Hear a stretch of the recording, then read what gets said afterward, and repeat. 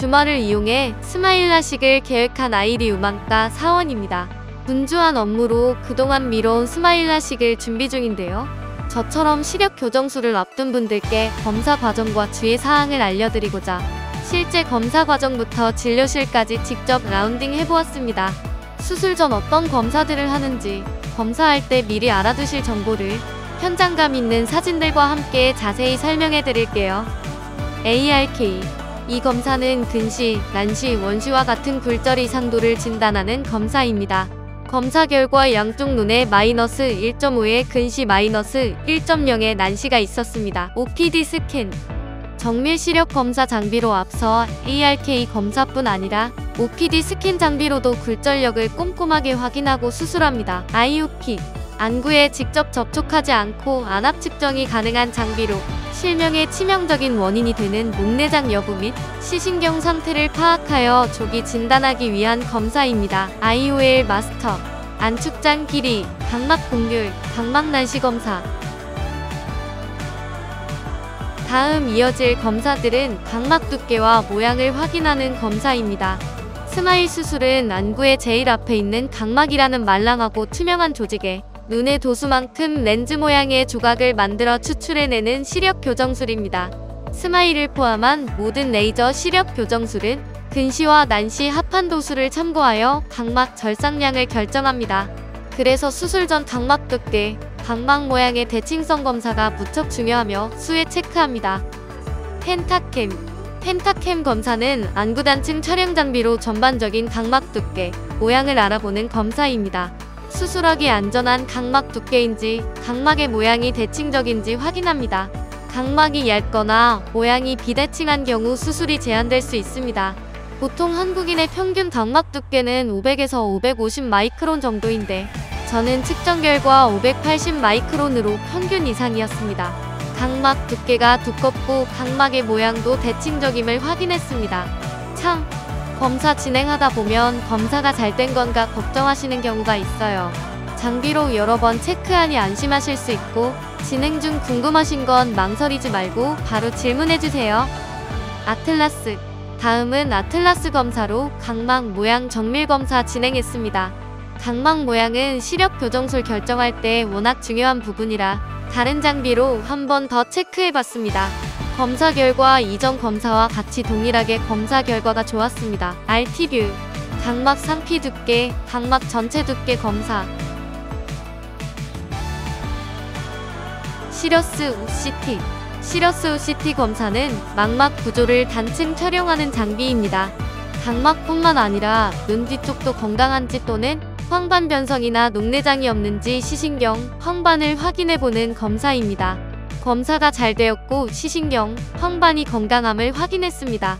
자세한 CT 결과는 상담실에서 화면을 보면서 자세한 설명을 들을 수 있었습니다. 스페큘러.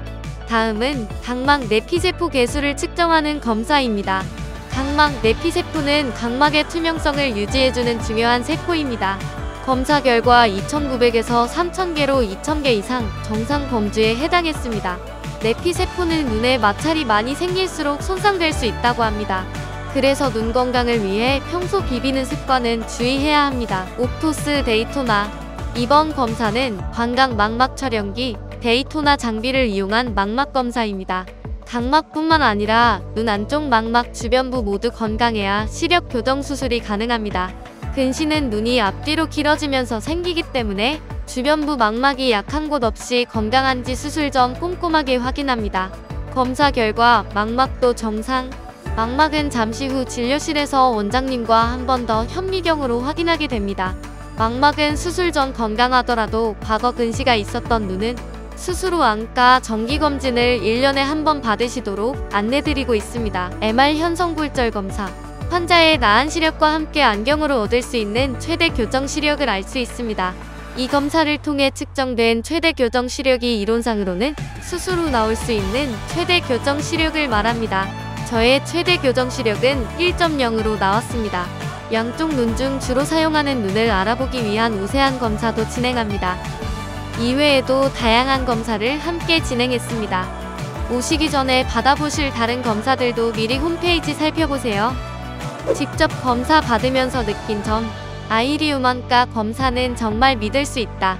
꼼꼼하다. 아이리우먼과는 모든 검사를 교차 측정해서 스스로 생길 수 있는 부작용의 가능성을 최소화하도록 정말 철저하게 검사하고 있습니다.